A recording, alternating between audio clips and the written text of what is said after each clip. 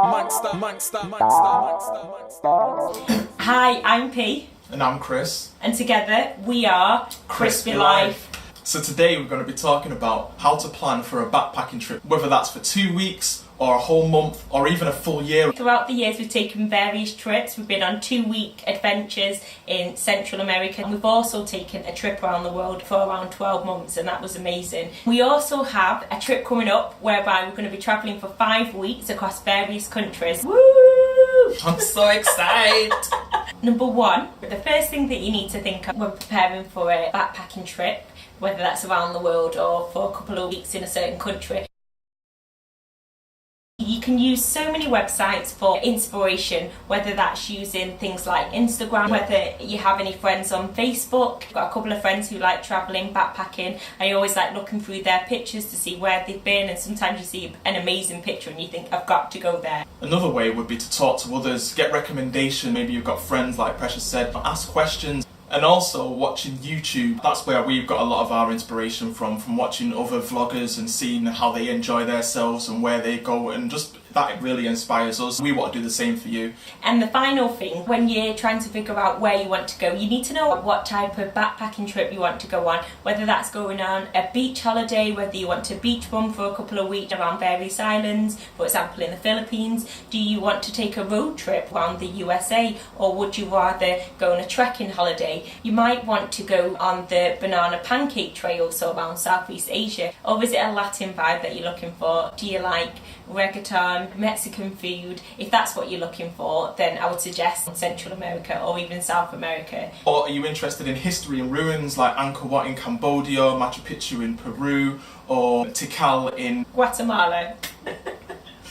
So number two is all about doing your research. What budget do you have? For example, if you have £500, which is $650, that will allow you just under a week in Japan, so it won't get you very far, but it may allow you 3 weeks in somewhere like Thailand, Cambodia, Southeast Asia. So you got to think about your budget. Also, how much time do you have? Because if you go into the Philippines and you've only got a 2-week holiday, you have to bear in mind that it'll take you God knows how long to get from A to B, because travel is slow in the Philippines. So you're best focusing somewhere more on, say, Thailand, where it's easier to travel for 2 weeks. You have to bear in mind, like, if you're going on a 2-week holiday and it takes you 24 hours to get there, so it's not really worth it. So you need to bear those things in mind before booking. It's also important to look at your time compared to your budget, because, for example, if you don't have enough money to travel for 6 months, then you need to be thinking about things like volunteering or working in a hostel.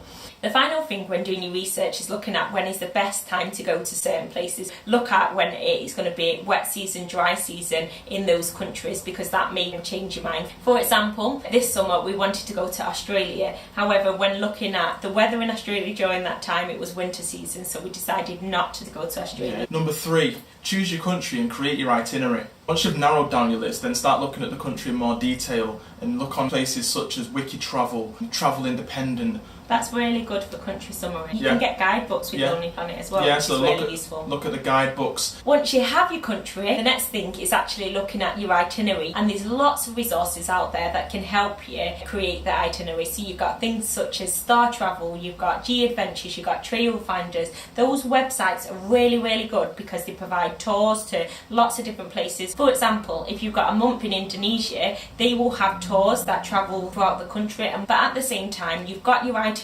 Make it a rough plan. When you travel, you should always be flexible. You should be open to the ideas of going somewhere else and making changes when you travel. For example, when we travelled on our year-long trip, we went to a few countries that we never even planned. We never really intended to go to India or Colombia, but was inspired from reading different things and talking to people about those countries.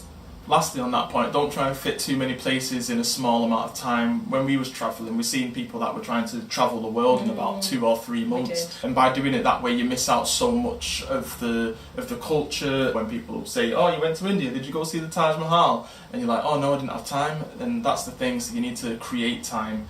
Number 4 is booking your flights. One thing to be aware of is when you're looking at flights, you keep checking the same flight to make sure it's still there. What these websites can do is they'll recognise you and they'll recognise the computer or device that you're using as you're searching these. So when you look at it the second day, you'll notice the price has gone up.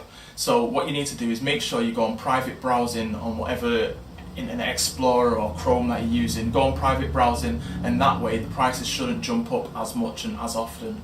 Use different search engines to find your flights. There's various search engines that are really good out there, such as Kayak, Skyscanner. We also use Google Flights, which is really good for looking at the price of flights on various days across the month, so you can find the cheapest day to fly.